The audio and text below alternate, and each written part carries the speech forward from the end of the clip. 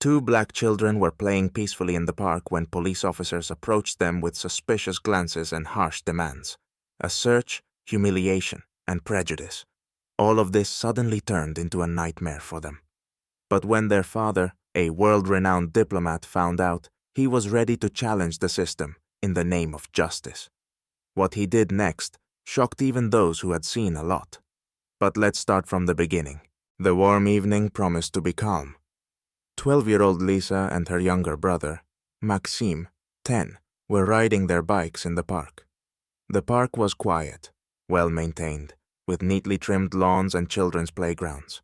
The kids, laughing carefree, were enjoying the moment when their familiar surroundings suddenly became hostile. A small patrol car drove up to them, and two police officers stepped out.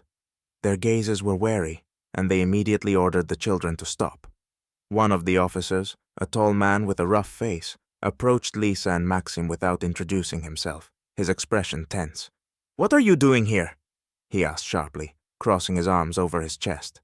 Lisa, slightly confused, answered, "We're just riding our bikes." But the officer didn't seem satisfied with her response. He looked at her bag and ordered her to open it. Lisa's brother, noticing the officer's displeasure, took a step back, his face showing concern. The officer, without waiting for permission, began searching Lisa's bag, despite her attempts to explain that they were just kids and had done nothing wrong. The second officer, quieter, stood by, silently observing the situation. Lisa felt humiliated, though she couldn't understand what their crime was. "We received a report about suspicious individuals in this area. Show me your IDs," the first officer continued rudely. Lisa and Maxime couldn't believe their ears. They had been here many times before. This was their neighborhood, their usual park. Maxime whispered to his sister, "Should we call Dad?" Lisa nodded, barely holding back tears, and pulled out her phone. The officer, noticing her action, immediately tensed up. "Who are you calling? Put the phone down!" But Lisa had already called her father. The situation was becoming increasingly tense. The phone call broke the silence in Arthur Carlyle's office, a diplomat with years of experience representing his country in international negotiations. When he heard his daughter Lisa's anxious voice, his expression changed. Lisa, barely holding back tears, tried to explain that the police had searched her and her brother in the park and that they didn't understand why they were being treated this way. Arthur immediately tensed up. He was a man accustomed to diplomacy and conflict resolution, but now he was overwhelmed with feelings of helplessness and anger. He understood that this was not just about kids in a park. It was an act of racial prejudice, something he had fought against on the international stage, and now it had struck his own family. Wasting no time, Arthur canceled all his meetings and headed to the police station. He knew that in such a situation, his status as a diplomat could play a decisive role, but he was more concerned about the moral right. His children had become victims of injustice, and he couldn't let that stand. When he arrived at the police station, his encounter with the duty officer brought an immediate change in the tone of the interaction. The officer, initially indifferent and aloof, quickly realized that he was dealing with someone influential. Arthur introduced himself and asked who had led the operation in the park, and why two children had been subjected to such treatment. There was a stir inside the station. The officers, upon realizing they were dealing with a high-ranking diplomat, began acting with more caution. The lead officer in the case, the same one who had searched the children, was called in to meet with Arthur. The atmosphere in the room became charged. When the officer who conducted the search entered the room, he struggled to hide his anxiety. Arthur, despite his internal anger, remained outwardly composed. He looked the officer in the eye and asked, "Did you really believe that two children could pose a threat to public order?" The officer tried to justify himself, citing complaints and standard procedures, but Arthur cut him off. "Complaints, procedures, or prejudice?" His voice was cold with anger. He knew that the officer couldn't escape responsibility with those excuses. The station chief, realizing the situation was spiraling out of control, tried to calm Arthur down, offering apologies and promising to look into the matter.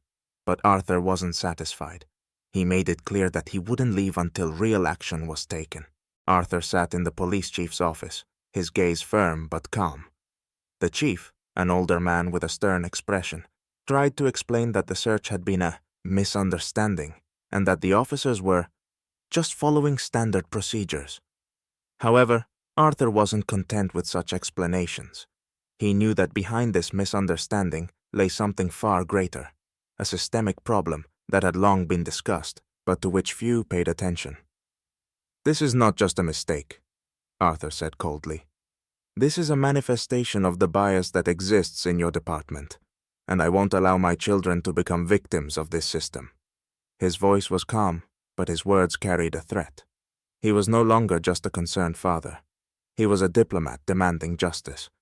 The police chief, feeling the pressure, tried to defuse the situation. "We'll apologize if necessary, but believe me, our officers had no intention of harming your children."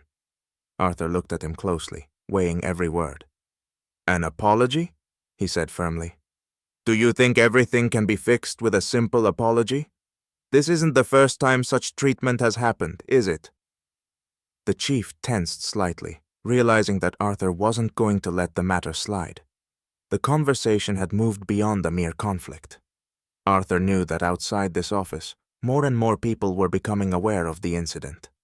Social media was already filling up with comments and videos from witnesses. One passerby who saw the police searching the children had posted a video online, and it was rapidly gaining views. The public was outraged, and the pressure was mounting. The situation was quickly slipping out of the police chief's control. He knew this could become a serious scandal that wouldn't go unnoticed at higher levels. Forced to act, he proposed launching an internal investigation. "I'm willing to cooperate," the police chief said, trying to maintain control of the situation. "We'll review the officer's actions and publicly apologize to your family." But Arthur wasn't satisfied. "That's not enough," he said firmly. "I want the public to know the truth. I want to make sure that incidents like this never happen again. My children have already been harmed, but I won't allow this to happen to other families." The police chief, realizing the situation was beyond his control, agreed to make the incident part of a broader citywide discussion.